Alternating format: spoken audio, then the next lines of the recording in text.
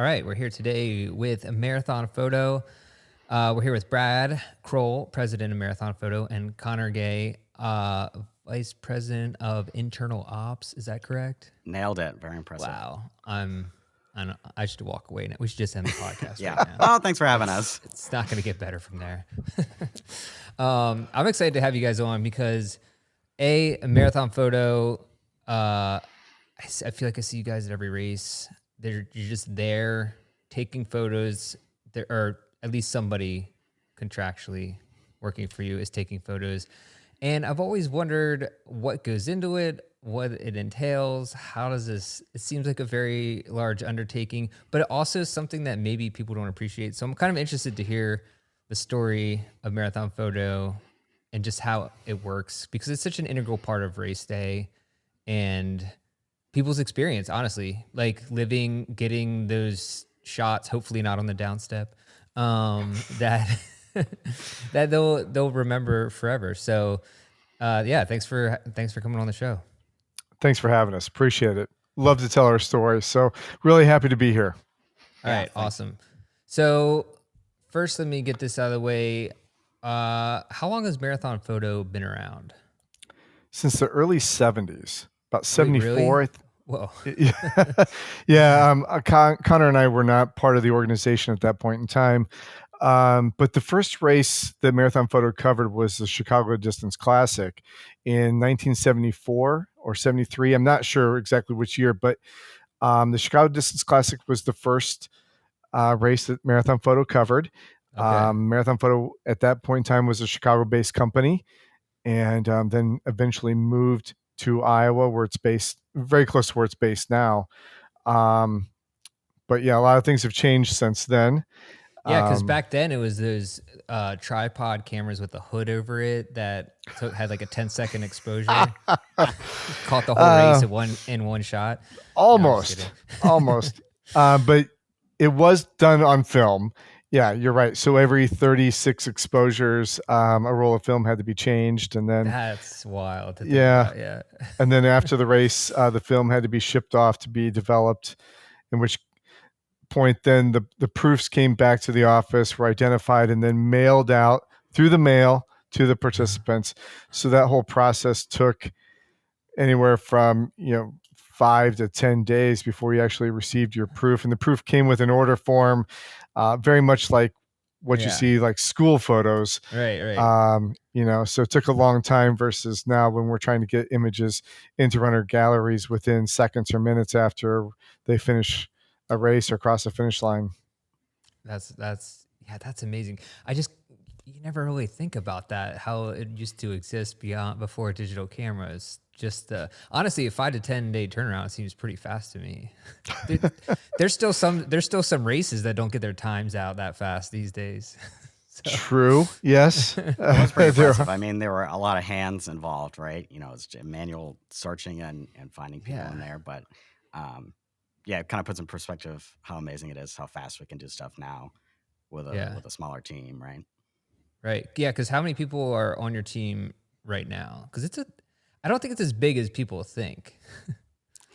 No, it's not. We have 6 full-time employees that do our core work, and then of course we have a lot of freelancers, and we have a lot of contract and seasonal workers that support us throughout the year. Yeah. Because I can imagine, during the summer and winter months, probably not as much action going on. Probably comes in waves, obviously, for the fall and spring marathon seasons. Exactly. Yes. April, May, October, November. Those are pretty busy times. Nobody wants to really run a whole lot of races in the summer when it's super hot. And then in the winter, as you mentioned, not a lot of races. We do one cross-country ski event in Wisconsin. Nice. But otherwise, there's not a lot of running races going on at that time in the winter. Yeah. Yeah. So, whenever you're running the marathon, I'm running a marathon or a race that you guys are at, you always see the photographers. You'll come around a corner and like there's the guy, and you're just like, you try to pose, but then you're also dying inside, so you kind of forget how to do it. How do you figure out where to put people on the course? It's a great question. So we we use a lot. First, we're trying to work closely with the race itself. Every race has somebody that just knows the course better than anybody else. They know the entire course like the back of their hand, and they can give us insights into where the most compelling and iconic locations are along the course. Of course, we try to capture those because we want to tell your whole story while you're out there on the course, and want to highlight the city that you just ran through. So we work closely with the race to make sure that we don't miss anything that's interesting or iconic to that course. And then year on year, we use a lot of sales data. We know exactly which images were the most popular, so we make sure we capitalize on that. Okay. Make sure we capture the images that are the most popular to runners each year on year. Excuse me. And then also with the effort of just trying to freshen it up each year, so that if you are one of these guys that runs year after year after year, you're getting a fresh gallery each time that you log in. Yeah. Okay, that's cool. Yeah, so obviously you guys you do the Chicago Marathon, correct?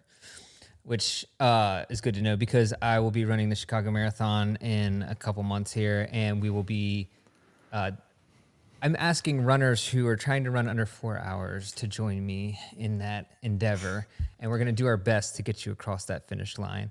So if you are interested in doing that, I'm going to put the link in the description. But, you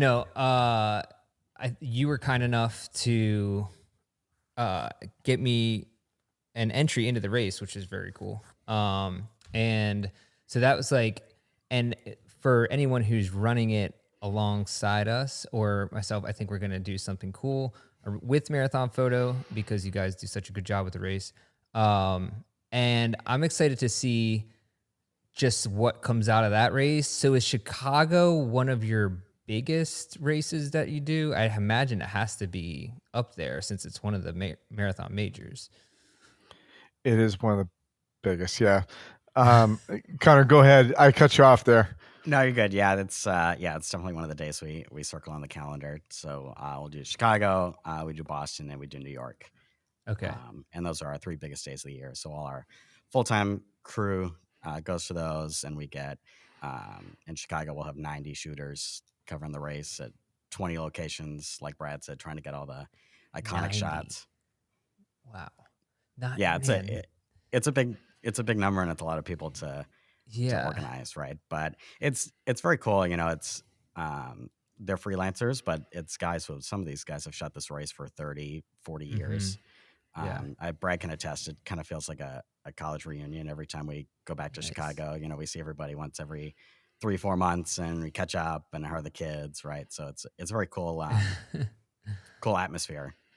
Yeah, that's awesome. Yeah, because I mean, so 90 photographers, I'm trying to do the math, 90 photographers. Now, are they posted up on the course, or they kind of go, or some of them are like at the finish line and stuff like that, right? Correct. Okay. Around 50 are on the course between the start line and the finish line. Then there are some, of course, many at the pre-finish area, the finish line gantry over the finish. And then, of course, in the post-finish, there's another 45-ish in the middle distribution and the banner locations. Okay. Yeah, and so if somebody is running the Chicago Marathon, hopefully with me, what's some good tips for getting the best running shot while on the course? Because I think that's pretty important to everyone. So yeah, I would like to know personally, because I feel like whenever I get my running photos back, I look like, I don't know, like I'm basically somehow got lost in that city and ended up in front of the camera. Well, great question.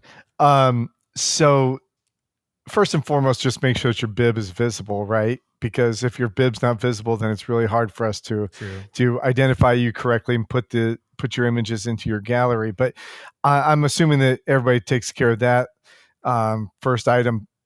So then secondly, there's several places to find out where our photographers are going to be located. One is at our expo booth. We'll have a poster that shows the entire course route and shows exactly where each photographer is going to be located. It's also in the Runner app. If you look at the course map, you'll see the photographer icons on the course map. I believe also it'll go out in a newsletter from the marathon indicating where we're going to be located on the course. So that's one way to sort of identify where we be. So before you get to that photography, you can make sure that you're smiling and posing or whatever you want to do. Yeah. The other thing is to always look for our high vis vests. All of our team wears the bright yellow high vis vest. They're MarathonFoto branded, and that sort of identifies where we're at and gives everybody the great opportunity to make sure that they pose or smile or look like they're running fast. The sure thing though on the great photos is always in the metal distribution area and in the banner area, because you can pose for those. You're done running, you can sort of celebrate that and smile and really make sure that you capture a great photo there.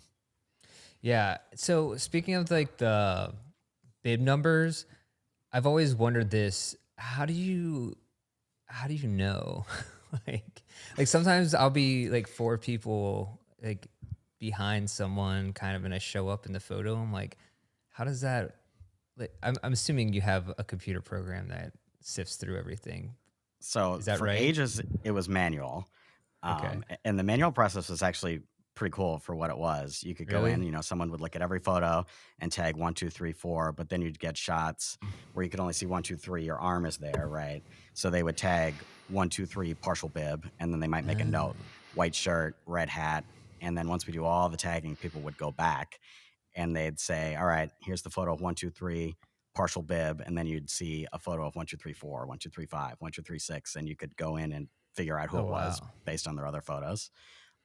So obviously super manual, but again, pretty cool for what it was. But yeah, now the tech has advanced, right? So is there still a manual element to it now, or is it mostly sort of okay? There's a bit of a manual element to it, yeah. But it is mostly tech, and that allows it to be a lot faster, obviously, for the most part, more accurate. It's also allowed us to do some cooler shots. Like now we can do some of these up shots, like, if you're in Boston, we can get the sicko sign in the back with the shot on the ground and you're there, where before it was a little too small to read. Right. But a computer can pick it up based on what it thinks your bib is, plus your shirt color and some various other elements, right? So it's allowed us to get more more of these kind of city shots. So everybody knows where they were running. Yeah.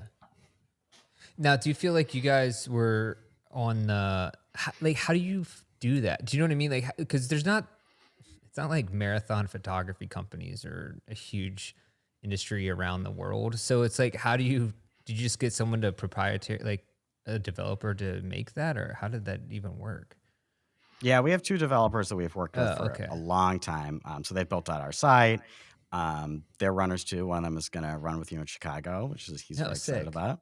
Dude, that's awesome. Which is cool, right? So they not only are they really smart and great developers, but they also run. So they have a runner mentality, right? So anytime they're trying to update something, they can do it from a runner's perspective, that's nice. We're pretty lucky to have found them, right? It's pretty cool. Yeah, that's kind of how we redid our website, I guess, last year. But the agency that did it, they're all runners, or at least the people who worked on it, and they followed us already. So it was perfect combination. Like they knew exactly what they want to see on a website. So it was great to have that. I mean, that's a huge win when you have somebody on your team who's actually a runner, so they get like what people want. So that's nice. And right, it's kind of hard to explain different things, right? It's image tagging to explain to someone who's not running a race. Right. There's a learning curve, right? So yeah.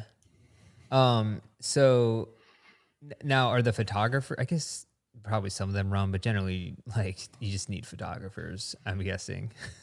Correct. Most of our a handful of our photographers are runners, or they're athletes in some way, either in running or cycling. Most of them are just sports photographers. They come with a background of sports photography specifically, not necessarily like portraiture or something like that. These are guys that are also covering football games and soccer games and things like that. Has there ever been a race where things went like real sideways, like the SD cards got lost in the transition or something like that, where you had to deal with that? No, not to that degree. Okay. I think when you first started asking the question about going sideways, some of the extreme things that we encounter sometimes are typically weather related. That's what made me think of it when you're saying about like the sports photography. I was like, well, what Yeah. if it's just like also pouring rain and things like that? Yeah, as you know, electronic cameras don't really absorb a whole lot of water and continue to work real well. So Right. that does create some hurdles sometimes. But no SD cards or anything being lost or anything like that. But weather Wait, Trotter, do you sometimes have one? Sorry. weather does throw us some curveballs sometimes. Okay, gotcha. And they're all live events, right? So there's always sorts of logistical things that no matter how far out you plan, Right. something comes up, right? Yeah. How do you roll with that? Because I feel like that would be very stressful in the moment. Yeah, I mean it gets tougher when we're up for like 18 plus hours, right? New York City Marathon's almost a 24-hour day for us. Whoa. So when we get kind of curveballs, yeah, it takes all of us to get through. But we've been to, hundreds of races, right? So very little surprises us at this point, I would say. Yeah, that makes sense. So, okay. So yeah, like explain to me how a day like that would go because I'm just so interested. Everybody just sees the photographers on the course. They think, oh, they just walk up, get on there, and then they take your photos, and then they magically appear. So I would really want to know, like, what does it take to start? Like, especially for something like Chicago or New York, like beginning to end. I mean, you don't have to lay out every single step, but kind of just what that takes. For Chicago and New York, because of the magnitude, Chicago, New York, Boston, and a few others that fit into that probably 4 or 5 in the morning category. We go out, so we've got different groups, right? That all have team leaders, and then they've got their team, and usually there's a solid amount of setup for those guys. So basically, I think something people don't usually realize is anything photo related we touch, right? So the graphics on the road we call road art. That's us. So we design that and print it and lay it down. So those guys need to get there at 4 a.m. and dodge traffic because the roads aren't closed yet, and lay down that road art. So when someone's up on a crane or something and there's like that big banner or whatever across the road, you guys put that out there? Yeah. No and way. We typically, we got to reserve the cherry picker, and we got to call the city and make sure that they know it's there. Yeah. And then those guys, they lay it all down. They usually take one last bathroom break, and then they go up in the cherry picker for 6-8 hours. I didn't even think about that. Yeah, because, dude, do they wear diapers or like what do they do? Because I think they'd be upset if we revealed some secrets here. Oh, I mean, I don't know. That's a good, I feel like, they have those catheter things that people wear at football games. I know that you can wear. Not a catheter, but basically, pee into a bag type thing. Yeah. Talk about technology advancing, right? Yeah. That's, man, there's an example, something I don't think about. Somebody having to sit in a basket, of a cherry picker for 8 hours, right? I mean, sometimes more. Yeah. What did do they ever, how do they sneak food? Do they sneak food or do they just hang out? Whatever they can take up in the basket with them is what they have for the day. So it's not much. I'll bring in a sandwich with me to Chicago. I'm going to throw one up to them. Say, here you go. So that would be cool if they had like a basket that they hung down, just and you could try to throw a gel in there for them because they need energy too. Yeah, that's a great idea. Yeah, we could start that. But typically they're just up there with a few bananas and some granola bars, something that they can stick in their pockets and eat while they're actually working. And it's amazing how fast the day goes up there because you're so focused on getting the next shot that you don't really think about the time, and it just flies by. That does make sense. Yeah, it's probably just so you're just thinking of the next task constantly, so it just probably does go pretty fast. Probably not when it's pouring rain, though. I don't know. That might when it's 45 degrees and pouring rain. Those days become long. Yeah. Yeah. The freezing rain or the when it's spitting snow or high winds or things like that. But yeah. Luckily that doesn't happen often. Yeah. So, okay, so you get that rolled out, you get this morning set up, they're out on the course for basically the entirety of the race. And then what's the process look like once the race is finished? Are you like grabbing is it uploading everything? Like, what is it? So each location is assigned a team captain to sort of manage the position as well as manage the images after the race. And each team captain brings back that location to a set point, whether that's to one of our offices or to the finish line or something. But each team captain brings back all the images from their location, and then we start an upload process from there. That's for the positions on course, of course, but for most of the bigger races, when we're at the finish line, Connor or someone else from our team will actually be uploading images as we're capturing them. So those images are already in runners' galleries almost immediately. Wow. Yeah, that's right. Because I mean, I feel like it's not that long after when you get some of the first images in your email from those races. That's good to hear because that's what we try. Yeah, the hope is that when you leave the park, you at least have a couple finish line shots that you can check out and share. Well, especially in New York City Marathon, you're walking for 3 days to try to get out of there. I feel like it is another marathon in itself. Yeah, I swear, like the first time I did that, I thought that maybe I hallucinated and went backwards or something because it just kept going forever and ever. Well, whether you ran a local 5K or whether you ran one of the World Marathon Majors, the one thing every runner wants is that instant gratification and that proof that they just finished, right? So getting that in their gallery right away is important to the runner and something that we want to do to celebrate what they just accomplished. Yeah. And then what's like the most rewarding part of the job for you guys? It's a great question. I think for me, just working together with our partners on a successful event and being able to highlight their city, celebrate their athletes, it's really rewarding when it all comes together and we have, 90 to 100 images or more of these runners and great videos. I know that we did everything that we could to highlight the city and celebrate everything the athletes accomplished. Yeah, I like that. Like Brad said, I'm usually on the finish bridge, especially for the majors. Oh, cool. Which is a really cool spot to be. You get to see every type of finisher, right? You see the elites. So I saw, Kipton break the world record, which was incredible. Nice. And then I'm there at the end of the day too, right? New York City when it's dark out, and we've been there. I've been up 16 hours. To see those people finish is almost more exciting.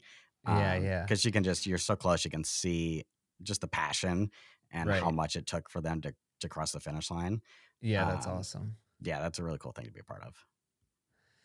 Have you ever caught anything like crazy on the photos, like something like a crime happening or something like that? Or I don't know. I'm trying to think of some weird scenario that you got the photos back and you were like, what is this?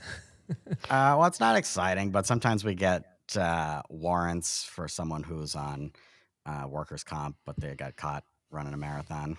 No way. Yeah. So see, that's a cool yeah, that's an interesting story. No way. Whoa. Well, I was going to say earlier when you asked about the upload process, so we'll take, the remainder of the course images and go. And, for something like Chicago, New York, we'll have 20 or 30 laptops where we're just pounding images out, right? It's just so much data. Yeah. 2 years ago, we had the NYPD called on us because they thought we were data mining. No way. So we turn around, we've had 4 hours of sleep, and all of a sudden they're there asking what we're doing and why all the numbers are on the laptops and all these things. So like, did the ISP flag you or something? We work in a shared office space, and we go in on Sundays because no one's in there. We start using a lot of data, but someone was walking around and just saw all my laptops, and we put the memory cards in little baggies, which also looks kind of suspicious. So right. It rang off some red flags. Oh wow. That's wild. Man, yeah, that's a pretty cool story. Who's the most famous person that your team has photographed during a race? It's got to be Oprah, right?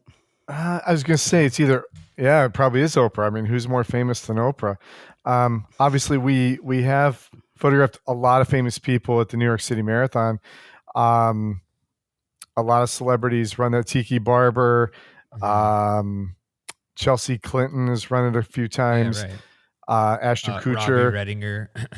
Yep. From Believe It or Not. But then, who's more famous than Oprah, right? So That has to be the biggest. Yeah. What about, did Will Ferrell run a marathon? He has run the Boston Marathon. Yeah. Okay. Yeah. And we've photographed Robin Williams several times over the years. He had run several marathons. And I'm sure there's a lot of other celebrities, but yeah. Now, do celebrities buy their photos, or do they try to upload watermarked images too? It's a good question.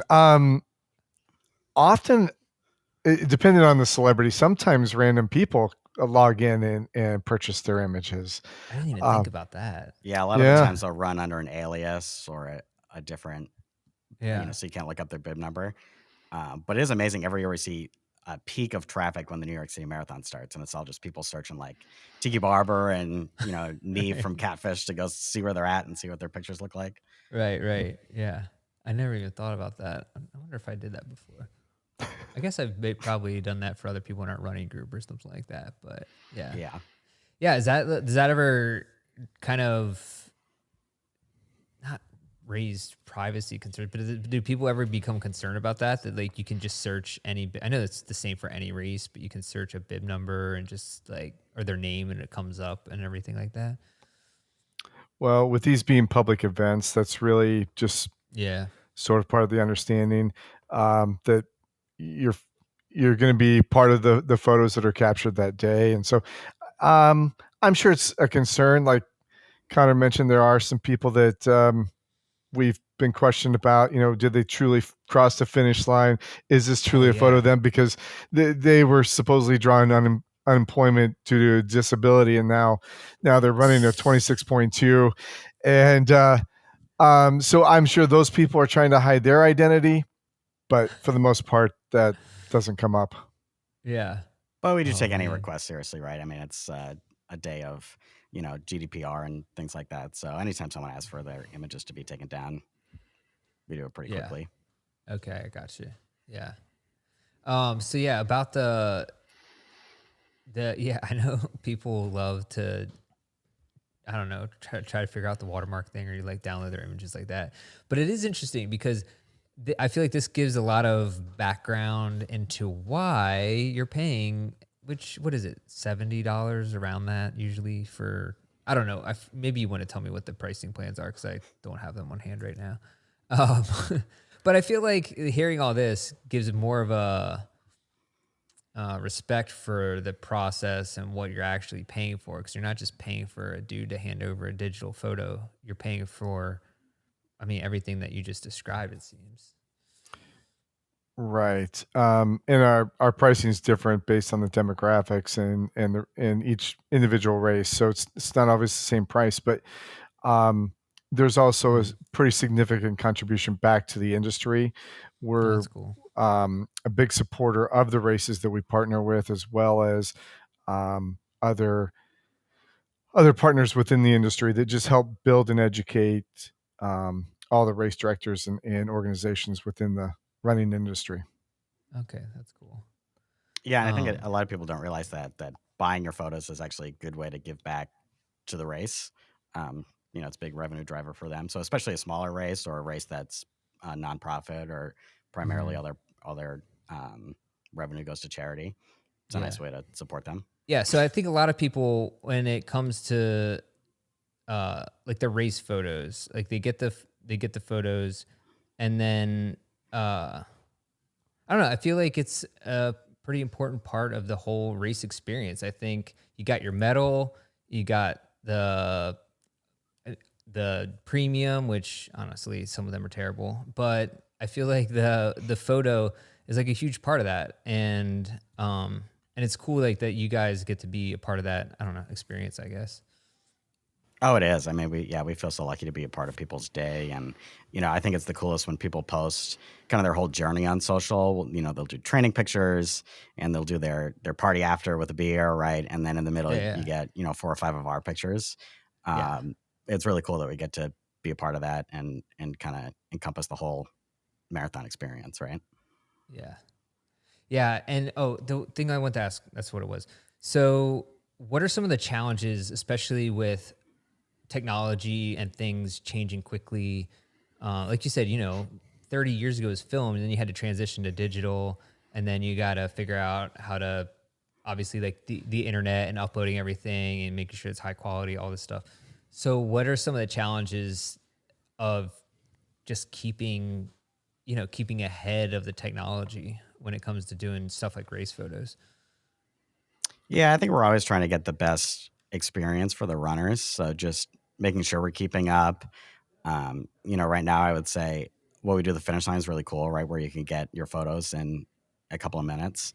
Yeah. The dream is that you could get all your photos in a couple of minutes, right? So it's just working on that, working on speeds and bottlenecks, and how can we make it so you leave Central Park and you've got all 90 images at some point, right? Yeah. I'm not promising that for this year, but just goals for the future, right? I think we can always make it a better experience for the runners. Yeah. And it's also the reason why we have 2 different tech partners, because they specialize in different areas of tech, so they can always keep us on the cutting edge of what we need and how we can deliver the best possible product. Yeah, I got you. Yeah, I mean, I feel like that's it's an interesting industry because, again, not many people think about it, but you do have to be thinking forward, especially when it comes to the logistics, the speed, even the security measures. I feel like, did things change after Boston for you guys too, that made it a lot different for just doing your job? Yeah, absolutely. There was a time when we just showed up with a badge, of course, that just said, Chicago Marathon media badge or something like that. Right. And now, over the years, it's evolved quite a bit to where our name's on the badge, our picture's on the badge. A background check's already been done, Oh, wow. and Okay. we're assigned to different zones so that everyone from the race team and the security team know exactly which zone you're in versus one of our other colleagues is in, and so yeah, it makes you feel a lot safer, obviously, but it's more hoops for us to jump through just to make sure that we submit all that data ahead of time to make sure that everyone has their picture on their badge and everyone has all the proper background checks and everything done. Yeah. And so where are you guys actually located? Because I forgot to ask that in the very beginning. Well, our corporate office is in Washington, Iowa. Okay, right. So would you say Chicago is the closest? Like, does that feel like not a hometown race, but I guess in a way. In a way, yeah. We are about 4 hours west of Chicago. So the closest races that we actually cover to our office are the Big 7, a race in Davenport, Iowa that outside of the Midwest, a lot of people haven't heard of the Big 7, but it's a cool little race. I don't even know if I've heard of that, so tell me about that. Well, it's a 7-mile race in July. It's always on one of the hottest days of the year, but nice. It's a really fun race with a great atmosphere and a great culture. Way back in the day, Bill Rogers won it and kind of put the race on the map a little bit. Okay. Yeah. And they always accomplish bringing some real elite athletes to the Big 7. Typically, the elite athletes come as a tune-up run for the fall marathons. But the other closest client that we have would be the Des Moines Marathon, which is about 2 hours to the west of us. So, okay. Is that would you recommend that race? When is the Des Moines Marathon? Des Moines Marathon's in mid-October. It's a great race. Starts and finishes in downtown Des Moines. It's a very flat course. So if you're looking if you're looking to qualify somewhere, it's a great place to qualify. It also runs on the historic, iconic blue oval at Drake Stadium. If you've ever been part of the Drake relays and you've seen the blue oval, the Des Moines Marathon enters and exits, does a lap cool. on the blue oval. Nice. Okay, so now you're selling us the Des Moines Marathon. I like it. Would you consider yourself a Hawkeye fan then? Absolutely, yeah. I'm a alum, so yeah. All right. Oh, are you? Okay. Yeah. I feel like so I didn't go to Penn State, but I almost did, and then our assistant editor went to Penn State, so it might be a little bit of a little Big Ten there, but that's great. Yeah.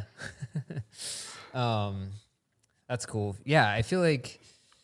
And does it get cold in the winter there? Probably pretty cold. Yeah, absolutely. Does the wind ever stop? It seems like it would be. I mean, I've been to Iowa before, and I just remember it being. I've been to Iowa actually during an ice storm. It was not pleasant. I'll tell you that. We probably have more ice storms than we do snowstorms.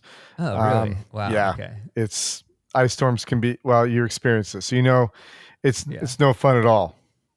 It was crazy, and and we were driving through it, or at least part of it, and I was like, I'm not sure if I'm gonna live through this. Luckily, it's like flat all around, so I figured if I wreck, it's not like I'm going over a ravine or something. But you're not gonna slide off the side of a mountain. You're just gonna slide onto a flat surface. Yeah. But I guess that explains more when you're saying you had to take photos through an ice storm or when it's snowing. I was like, that doesn't happen too much over here, but I probably more there. Yeah, we've had some cold, sort of snowy weather. Up in Duluth, sometimes it gets pretty cold. At Grandma's Marathon, and of course, Twin Cities Marathon has had some extreme weather, and even the Chicago Marathon one year had a little bit of snow. And Shamrock Shuffle in the spring has notoriously had some cold and some snow come off the lake during the race. I mean, I guess that would put the shuffle in the race title if it's snowing on the course. Yeah, I like that. Yep.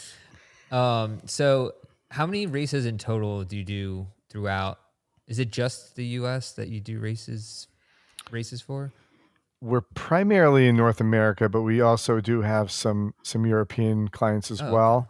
Okay. We cover about 250 races a year. Wow. And one race in Indonesia. Wow. Okay. And then how many of those, like, are you just working all the time? Because it seems like you said you only have a team of 6, and then it's the other people, or maybe some seasonal people, but that seems like a lot. It is a lot. I gotta say, it's a very skilled team, very efficient team. And we do rely on the support staff pretty significantly. So, I mean, they aren't full-time, but they play very crucial roles for us, and help us stay on track and stay on our calendar. And we just have a great staff that's just on top of everything, and we worked well together. Nice. Yeah, we have a really great team, and the other cool thing about it is we're all pretty spread out. So we've got a few in Iowa. I'm in San Diego, California. Oh, okay. We've got one in Florida and 2 in Europe. So with the time change, someone's almost always online. So we were uploading photos last weekend, and I went to bed, and our European colleagues woke up, and then Brad took over, and it works. Okay, that makes sense. That's cool. Well, yeah, I'm looking forward to Chicago. I think it's going to be awesome. I mean, it's probably going to be perfect weather, just throwing it out there. Yeah, as it always is in Chicago. Yeah, definitely not a 90-degree day. I just hope you just didn't jinx us. But no, we're looking for a perfect day as well. Yeah, I'm excited, obviously, to run the course, obviously to get the photos from the course.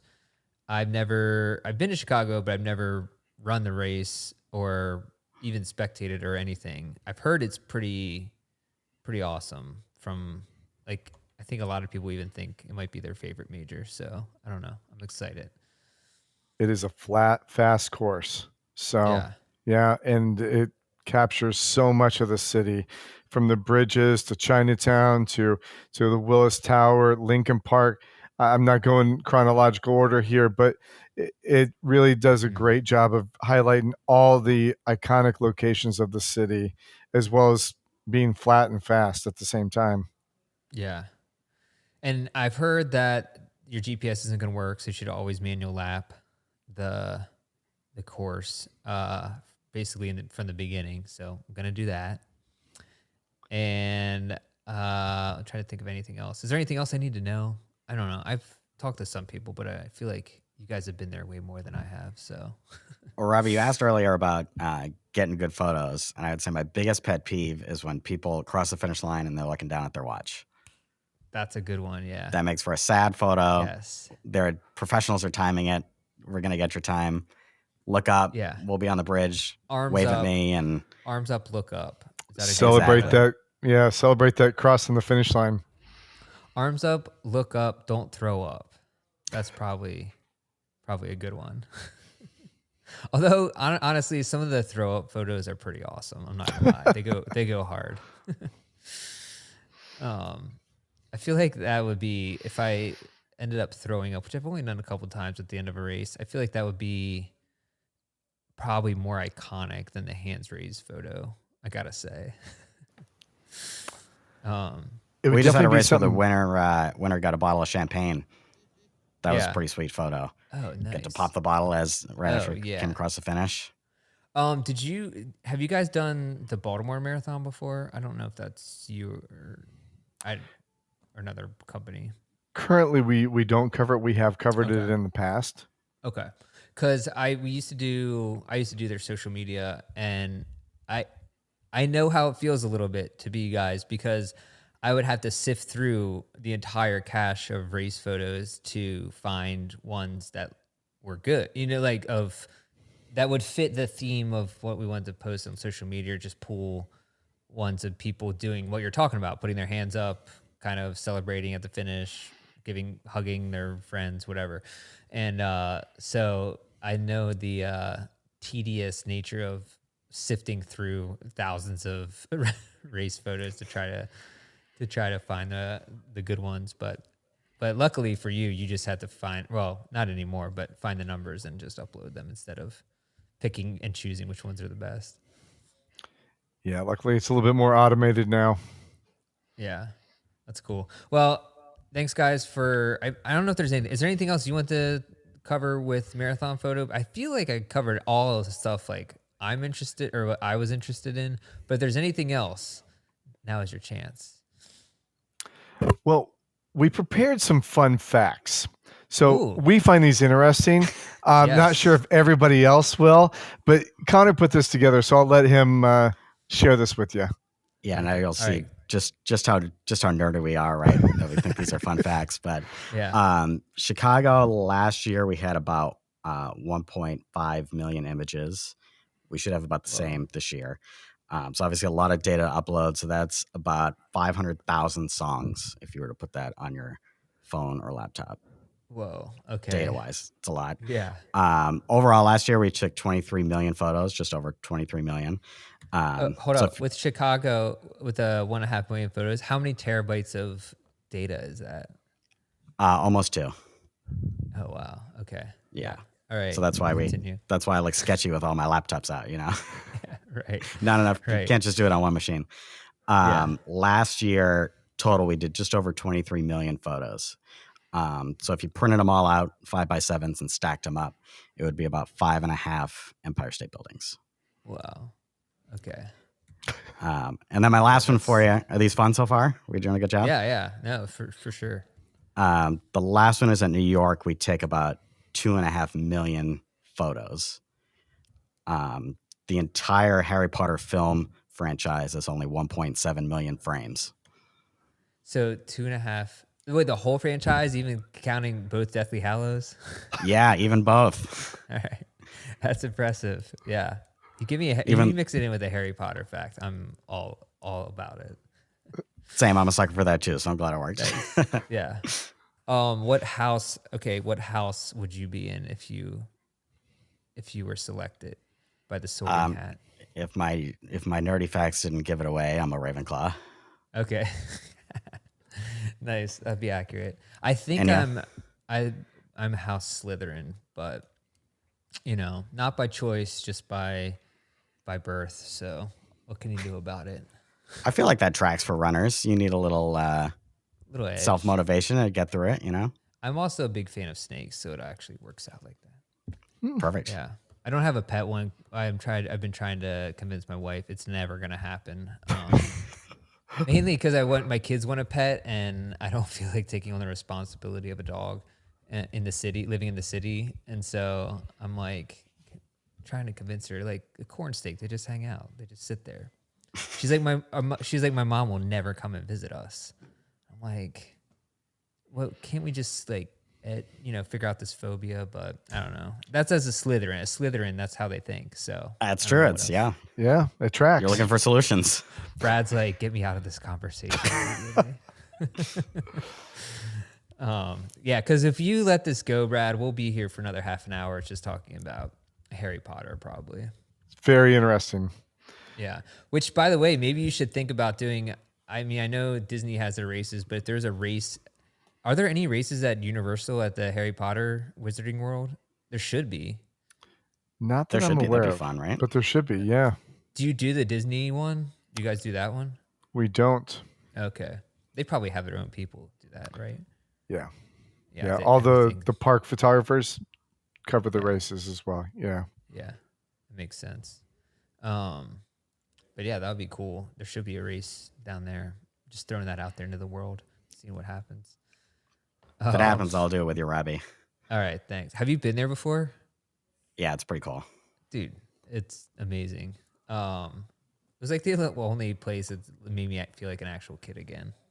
Yeah, Legitimately. exactly. All right. So, but you know what? You know what else is going to make me feel like a kid again? Running Chicago Marathon. It's going to be so much fun. So I'm excited. I'm stoked. There's going to be people to run with, to hang out with. It's going to be a huge party.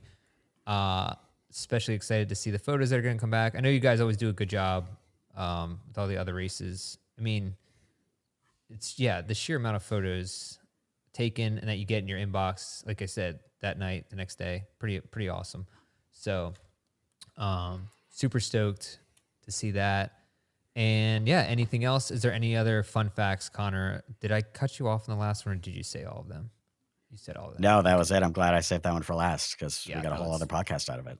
That was a good one. If you want to pick up and start a Harry Potter podcast on the side, we can probably, Yeah, we might have to do that. we'll be in touch. And Brad will never listen. Brad can produce. Yeah. There you go. Yep. All right. Well, thanks, fellas, for coming on the podcast. And so I'll see you guys in Chicago, right? Absolutely. Yeah. Okay. Thanks for having us on. Appreciate it. Love to tell our story and love to tell all of our fun facts and get this information out there for runners. Yeah. I mean, it gives me a much deeper appreciation for what you guys do. It's like a lot of work and effort, I think, to get that out there. So it's really cool that you guys do that it's even something that exists, honestly. So yeah, just keep doing a good job. Thank you. Thanks. Yeah, we're Appreciate excited for it. you to hopefully see some of the behind the scenes in Chicago. Take you behind Yeah. the curtain and I like it. Maybe I'll throw on a YOLO vest for myself and take a break during the race and shoot some photos. There you yeah, go. You're more than Yeah. welcome. They will be the worst. They'll all be down steps. That's it. Sorry to all the runners out there. All right, guys. I will talk to you soon. Thank you, Robbie. Thanks, Robbie. Good luck in Chicago. Thanks.